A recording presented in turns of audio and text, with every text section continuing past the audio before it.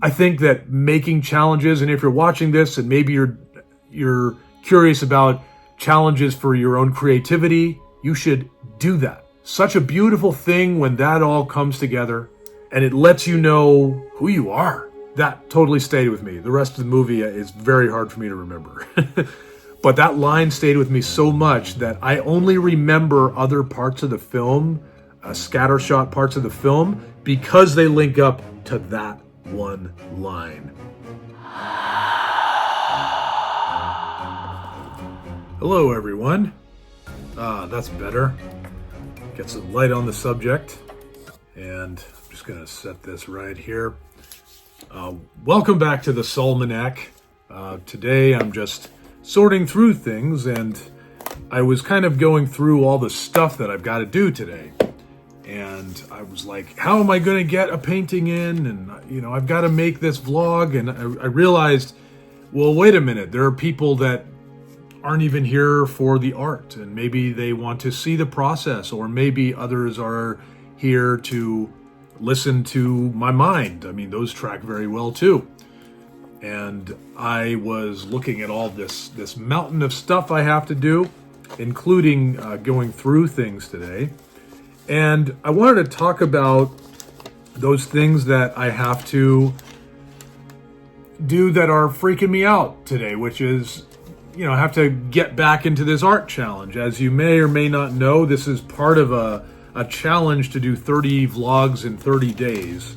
And I am at the 27 episode mark, which is pretty cool.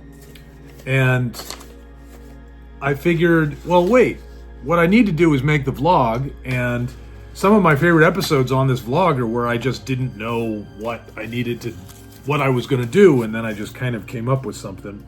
And it has been creative, and one of the things I wanted to do was kind of make it so that none of these were the same.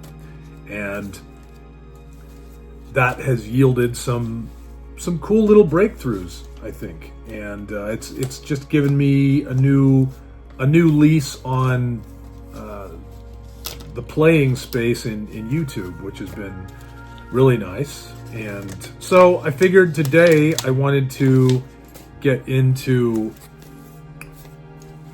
art challenges, specifically why I do them, and just kind of expand on that. And I think there's some value in perhaps my experience doing art challenges, and I thought I would share that. So some of you already know this, but I have been in a renaissance of art for the last, I'd say, about 11 years or so. And I think it has been so gratifying. It's not without its challenges. I mean, I'm kind of like an analog man in a digital world these days, as I think the Californication saying goes. But there was this point where I always drew when I was little, and then I stopped, and then I rediscovered all of it, and I would say I'm aware of the beauty of being able to create something now, and I don't take it lightly, but I needed to lose it. And my losing it was very sad, and it was very depressing in these ways that I was always trying to pretend wasn't happening. And it was a real challenge to deal with that. And I think that there was a moment during that where I saw art challenges, specifically Inktober, where you could make an ink drawing, share it on Instagram every day, and where would you be 31 days after that, and you would have created not only all this art in this one medium that you were better at now, 31 days later, but you were just a different artist. What would happen? What would be the images and stories that would come out of you? And I would see that, and I'd be in my strange, it was like a different world. I still can't believe I stopped really drawing and painting for like a decade. But, I would just kind of I'd see that, and then I would go ahead to the rest of my day, and I'd be working a certain job, and I would have a lot of these thoughts.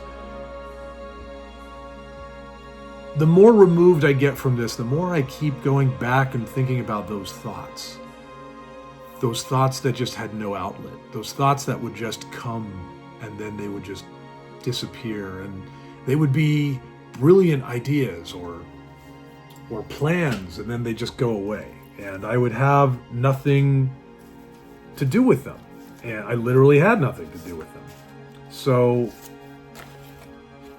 and I think for me, growing up as an artist since I was like a little kid, I had already trained my mind to have out there ideas or be a bit divergent in a certain sense. And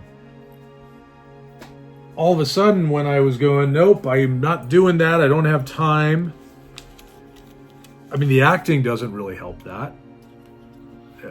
Anything else I was pursuing wasn't helping that.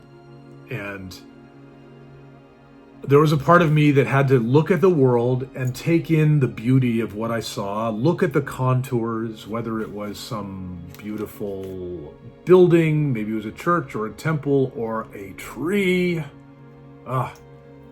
or a woman, or an old, half-finished cup of latte with the patterns of the trail of foam going down the interior of the cup. I'd see all these things and I'd be transfixed by them, and it took me years to realize that was that artist in me fighting to get out. And once I started realizing that, I'd sit down and I'd try to draw, and I'd just go, you know what? It just doesn't work. I am not in the proper space to make this. And that was really depressing. I think I saw once that procrastination is not laziness. It's a symptom of depression. And man, I think so many things that I would just like put back. And I'm not saying that I'm devoid of procrastination now. I mean, it's just kind of a day-to-day thing to check in with myself. And some days I'm able to just kick its ass. Some days it gets me and it's a war and I have to retreat with my tail between my legs. And, what can you do? But these are notes I took when I officiated my friend's wedding recently. Wow, that was an experience.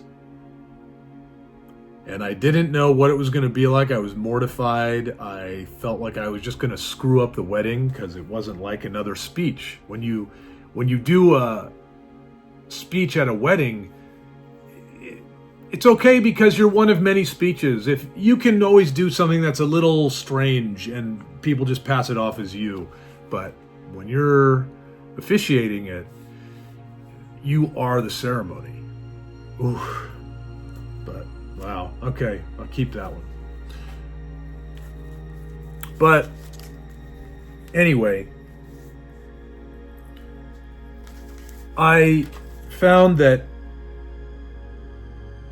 when I looked back on it, I wasn't thinking I was depressed. I was just thinking I was just sad that I couldn't do that. Because in reality, I was very much in love with life and everything that I was doing. But I also just felt that there was a part of me that was just unfulfilled and just kind of inside going off the rails. And you ever have that feeling?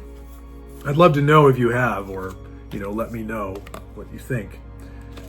Feel free to leave a comment, because I think that it is great value when that happens, and maybe other people see it. You never know. But around 2015, I had this whole big change of my outlook on things and just my take on what it was to live my life. And so I really loosened up a lot because I was just really just intense into what I was doing. At the time, I'm in Los Angeles and I'm just, really just going hard with the whole industry, the acting industry. But, they pretty much tell you how to be a lot. And I really enjoyed that and I thrived off that. But there was a part of me that needs to, you ask any casting director what they look for in an actor, and they'll say, well, we want you to be living your life, and I would start to just look at all that and go, yeah, there is nothing that should be contingent on whether you are waiting for it or not. Everything should be chasing after you because you're too busy living. And so, I started to look at ways that I could be living my life. And I thought, hey, for one thing, what if I went and started sketching? I can sketch nature, or who knows? What's the harm in that? I think I could get a lot from that. I think I would find a piece of myself, and plus it would be so simple. Because at this point I was distrusting things that would take too much conceptual effort. I'd be like, am I really entering into this for the right reasons? So I started giving it a shot, and I got that little sketchbook, which I've talked about in previous videos. And I started doing Inktober, which you should check out. I did the sketchbook that changed my life, I believe, is the video, but I'll try to get that into the description. I always have to remember these things. Actually, you know what? I'm just going to write that down. The sketchbook that changed my life. Okay. And when I did that first challenge for October in 2015, I suddenly had it was like a faucet turned on. It was like a spigot of creativity and quite surprisingly, lots of writing. Like, I just wanted to start drawing, but I started making these little narratives, and they were these little Halloween stories, and I'd share them on social media. And people just got really excited, particularly people that I knew who didn't know that I was an artist. And it was like I suddenly got this validation. And this is another thing I want to talk about, which is the benefit of social media to the artist. And I think every day, it's probably 80% of what people talk about on social media is either how profitable it is or how damaging it is. And I think maybe there's 20% of us who are artists. There are people who talk about how beneficial it is, but there's some of us who will say it is actually positive for your creativity. And that's why you want to always be paying attention to it and utilizing it. And I have to tell you that coming off of not doing art for 10 years, being in 2015 where technology was pretty dizzying. It's more dizzying now. But to enter into that as this kind of innocent artist who has not gotten to express himself for a very long time, and then to suddenly be thrust in this place, in this arena where everyone can see me.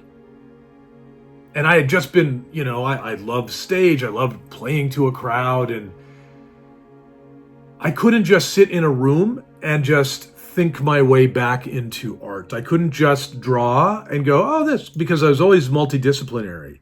And what I needed to do was get out of the vacuum. I needed to get out there and show people, but in a kind of organic, raw way that was not contingent on experts.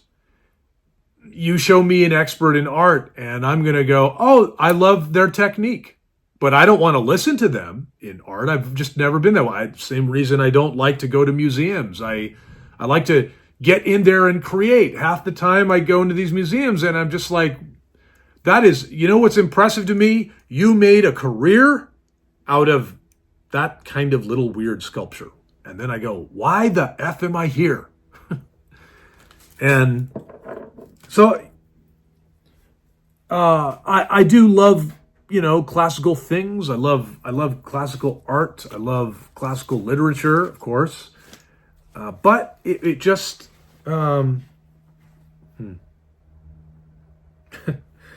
this just came up. This is this paper towel here, and I'm trying to figure out what painting this was that I was making. And it's just, it's not totally messy. It has to have been like one painting, but I'm trying to figure out what it was.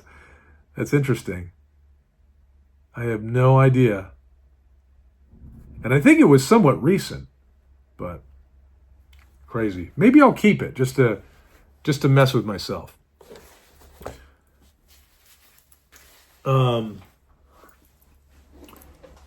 So it was very important for me to try something that was like for the masses, for the people. And that's why I settled on Inktober with Instagram, so that I could kind of wonder aloud and see what people think about, see what they respond to. At the time, I mean, I had like little to no followers on social media. But I would get people that would be really curious about what I was making. And then at the time, I mean, just if I remember I had these little I was drawing from nature and I'd be doing things on the iPad and I'd share them, and the iPad got me really inspired. I mean, I am forever grateful to Steve Jobs for the iPad, because it was just this amazing, and I'm blanking on your name, sir, the creator of the app Procreate, because I suddenly realized that I could go and make a whole bunch of art, and being a multidisciplinary artist, one day I could do charcoal, another day I could do pen, another day I could do pencil, another day I could do painting, and I didn't have to go to the art supply store every time I wanted to do it. And but I'd share those pieces on the IG, and people go, oh, that's really cool, whatever. But I remember when I shared this one ink drawing. It was a little ink drawing of this man in a top hat with a beard, and he's got a cane, and he is right next to a giant lamppost. And I did kind of just some interesting stylistic ways of showing the ring around the light and ways of shading the man and just a little bit of line work. And I remember, I think that got me I don't know if it was 75 likes or something, and it kept going up. And that was a lot, I was just starting out. And I thought, honestly, it made me very mad. It made me so mad. Because here I was working on this digital art, and I was so proud of what I was doing and these stories I was telling. I was starting to make my blog, Ghost in the Gaslight blog. And I do all that. Then I do this stupid little sketch of this man, and he's next to some gas lamps. And that was the thing that people went to. I was so proud of my nature reference drawings, my pencil drawings. I go and I do this little ink drawing, and the proportions are off and everything. And that that got people responding. And the point I'm making about this is that I had so much experience with art and drawing and mediums, and I was coming back into it and I was showing people what I could do. But they're on a different wavelength. And now we go, oh yeah, you got to get what inspires people. That's how you post. But I actually used that to look into myself and go, is this me? They just all responded to that. And that was really the beginning. I got much more into the dipping fountain pen after that. And then Inktober rolled around, and I took the plunge. And it was a lot of fun. And then it just, I got into the hashtags and searching different hashtags. And then I started finding what other artists were doing, and I started finding that, whoa, they're much more dedicated. I was thinking this was like just a thing for me to, just mess around and people would like really be impressed with what I did. I can't believe I thought that, because I think back to some of that stuff, but that has played out over and over, where I just keep seeing what the next level is. Next level, get better and better. And I do feel that social media has given me this ability to really just kind of keep pushing the envelope on things. But it's not just social media. It's adding strategy to social media. It's about, I used to think about, there'd be the job I had at the time and the things that I had to do to show up every day and keep doing my job better and better. And I had to just keep being consistent. And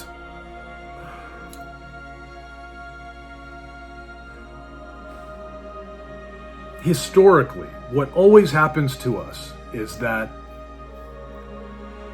we think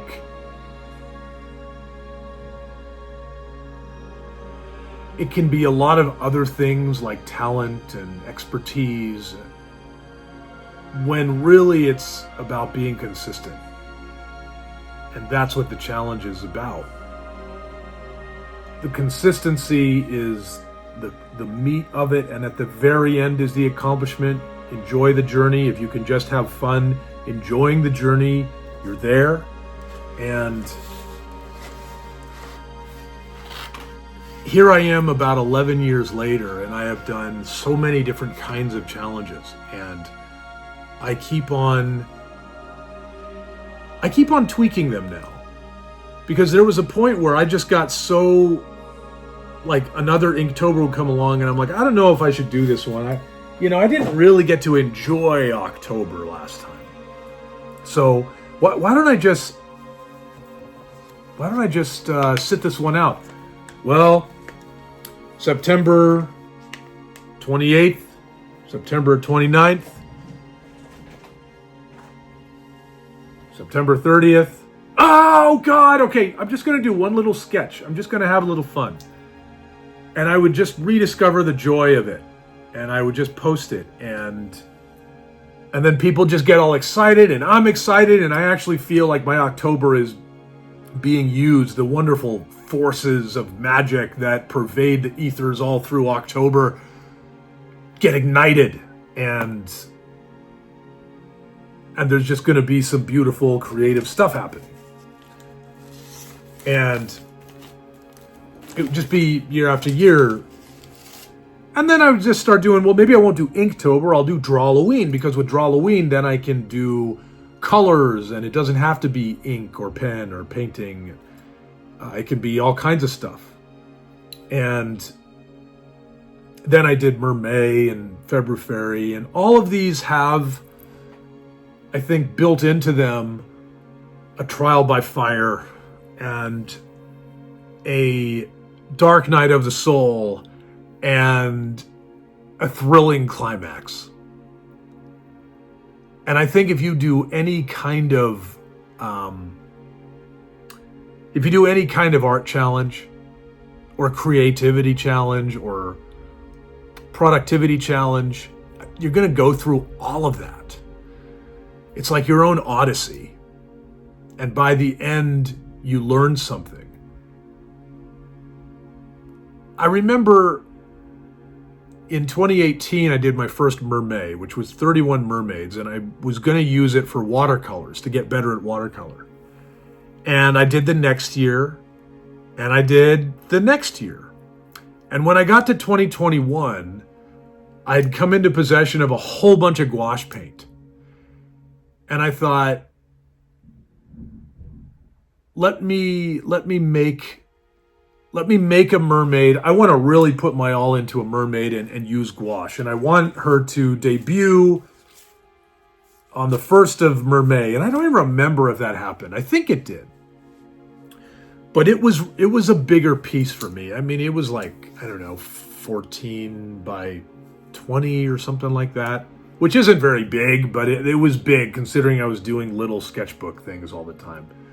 And I would be doing a page in a watercolor book, but I do lots of panels so that I could do daily mermaids. But I was like, you know what? It's not working for me to just do daily art. I want to just get things into my arm. I want things to be bigger. Always be expanding. If you level off, if you plateau, you're dying. So get busy trying or get busy dying. And that was Merbath. That was a beautiful. That was a favorite painting of mine. I think let's see. I've got it here. Yeah, here we go. This is a print, but yeah, this is just a beauty. I love this piece, and I've got to get her on the wall, but I'm preserving her, and But it was, she's just a real triumph. And this is one of the few pieces I've ever made where it was just meant to be bigger than the original. And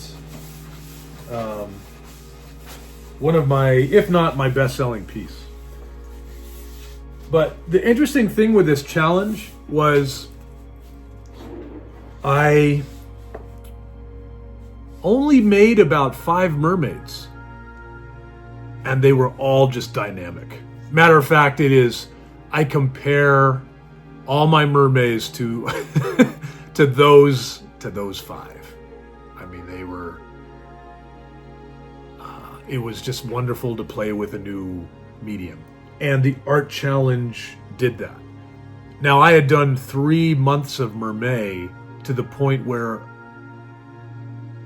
because this was another triumph of the art challenges, is that it made like a saturation point.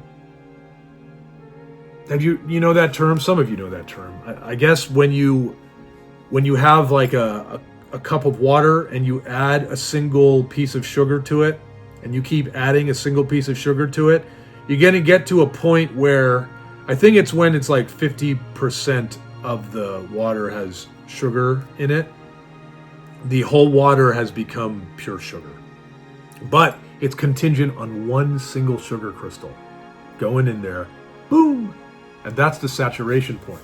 So I use that because I think that's really what changed my belief that I couldn't do this, that I couldn't just finish deadlines, because I was coming off of, when I went into acting, I had not gotten into finishing art. I had not gotten into pursuing jobs and doing it for the love of it and reinventing it, and now I just go, oh, you need that? Oh, I can get that to you now. I mean, I'm working on a kind of a big project right now where I need to do a bunch of little drawings, and I am supremely confident that I can get it to them in time. And that's part of because I made all these challenges that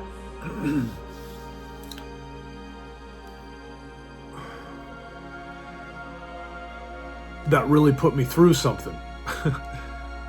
So whatever people tend to want me to do,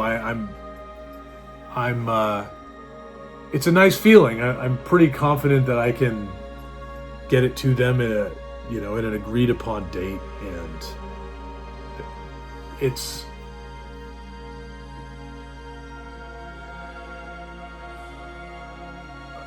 I guess, well,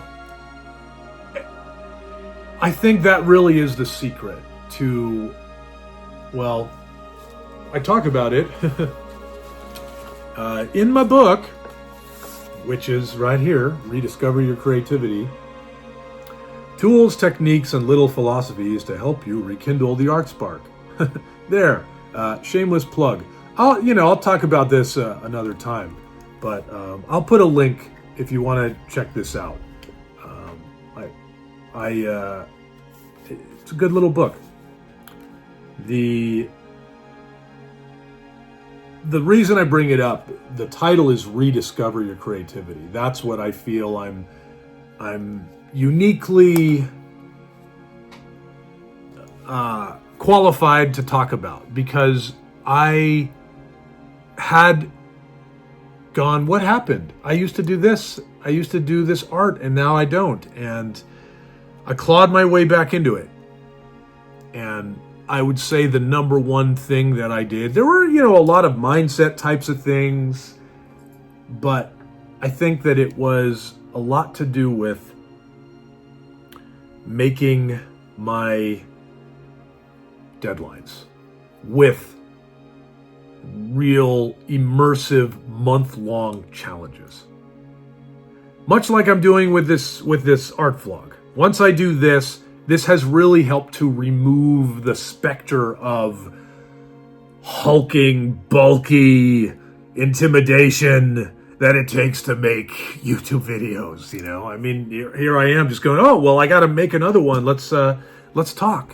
We've been through a lot together now, and I feel like it's really important to just put forth a lot of these challenges. Some days you don't want to do it, and you're on 3 hours of sleep, but you're gonna just get it going, or maybe you are getting home really late and you haven't even gotten your idea yet, and then you start writing, and then you start drawing, and then something comes up, and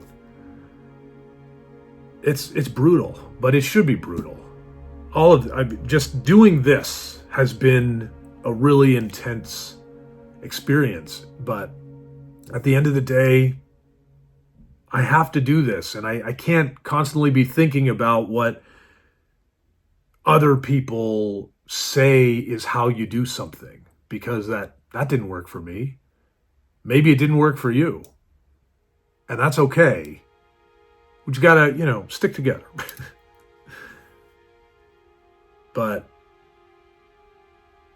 anyway, I had this wonderful epiphany, and it was kind of sheer terror to go, wait, I've got to make something today, and I've got this kind of idea, but I haven't even sat down to start doing it. And then once I do it, I've got to make the film for it and blah blah blah. And I was like, wait, Saul, this is a vlog.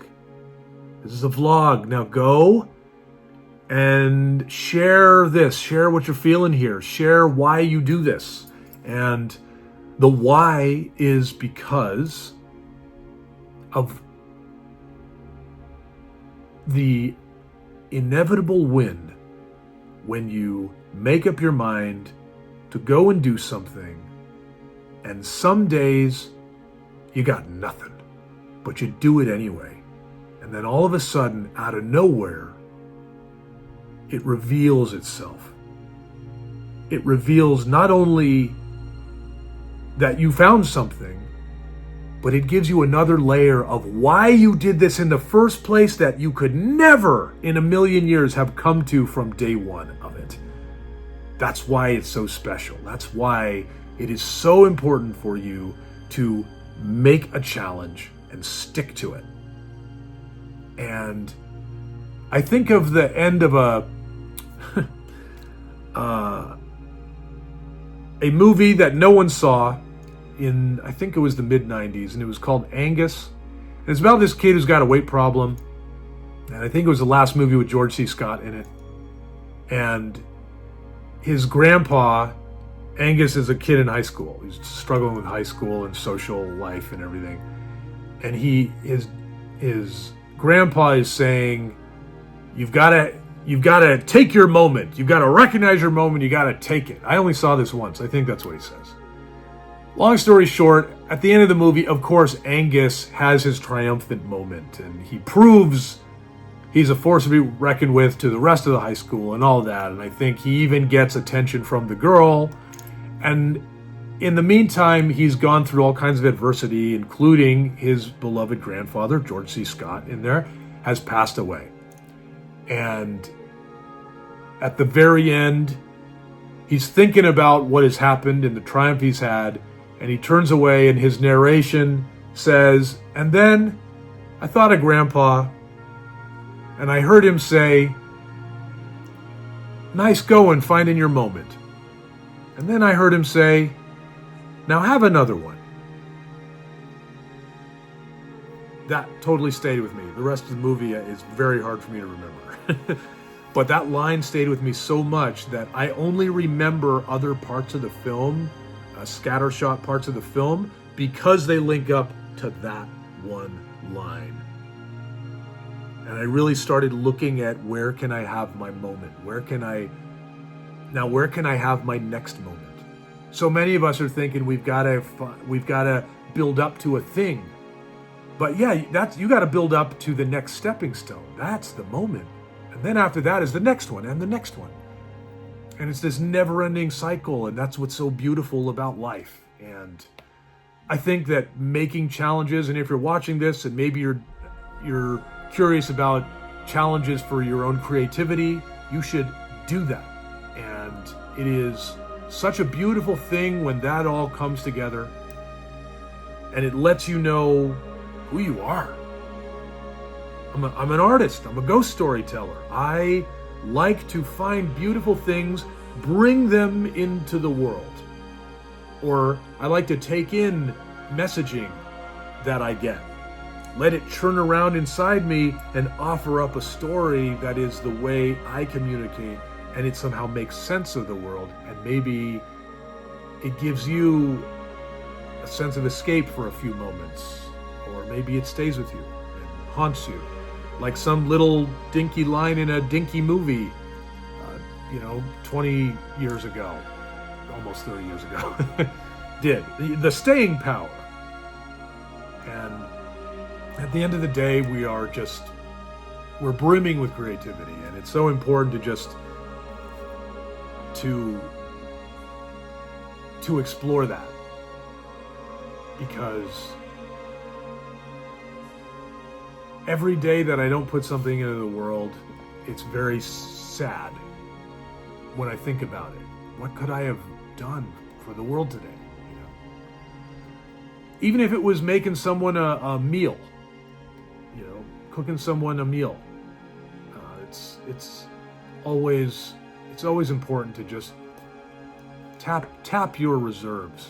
And yeah, so anyway, these things are more or less sorted, and I'd like to thank you for doing whatever you're doing right now that allowed you to listen to all of this.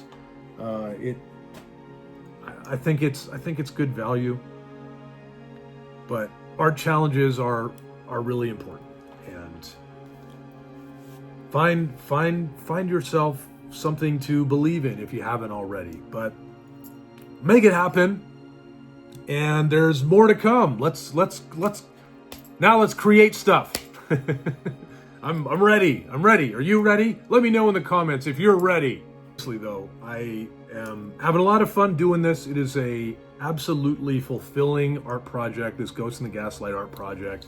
And if you're not following me on Instagram, you totally should. Or if you'd like to see my lives on Facebook every Wednesday night, you should.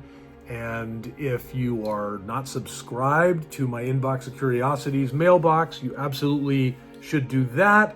And then I also like to share long-form writing of ghost stories on my Substack, and you should do that. The links are in the description. I would love to see you there. And of course, please do let me know your thoughts in the comments. Okay. This one's for real. Take care, you beautiful haunted romantics.